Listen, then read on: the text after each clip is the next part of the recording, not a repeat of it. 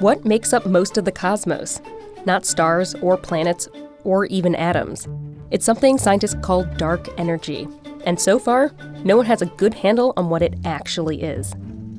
Dark energy, first discovered in 1998, is an enigmatic pressure pushing the universe apart at an ever faster clip. Scientists suspect it began flexing its muscles around 5 billion years ago. Beyond that, we know very little.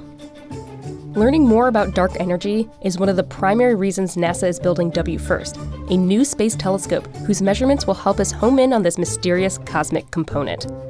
Without a better understanding of dark energy, our knowledge of the past and future evolution of the universe is incomplete. WFIRST will tackle the dark energy problem using different yet complementary wide-field surveys. A key aspect of them is a measurement called redshift. Because space itself is expanding, the farther we look, the faster galaxies are moving away from us. This results in a measurable shift in an object's light toward redder colors. This redshift indicates how fast the expanding universe is carrying galaxies away from us. If we can also figure out a galaxy's distance by other methods, we can use both pieces of information to measure how the universe expanded while the galaxy's light was traveling to us. WFIRST will map out the positions and distances of millions of galaxies. This will allow astronomers to see how the distribution of galaxies has changed, revealing how dark energy has evolved over cosmic time. An alternative way to measure dark energy is by using exploding stars called Type 1a supernovas. These blasts are caused by the total destruction of a white dwarf star, and each one emits similar amounts of light. But the farther away they are, the fainter the explosions look.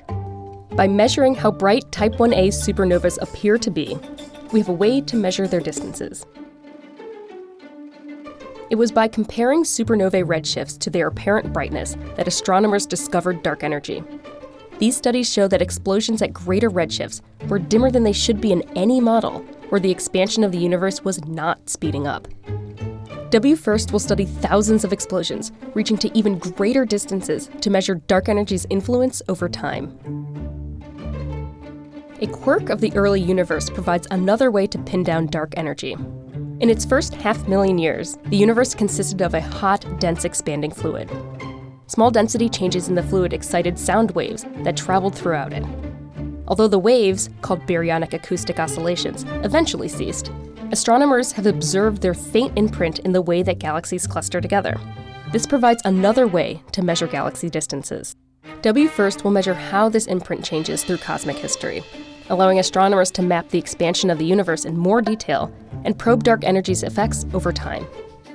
With each technique cross-checking the other, WFIRST surveys will peer deeply into dark energy, providing important data to help scientists figure out what exactly it is and how it will determine the ultimate fate of the universe.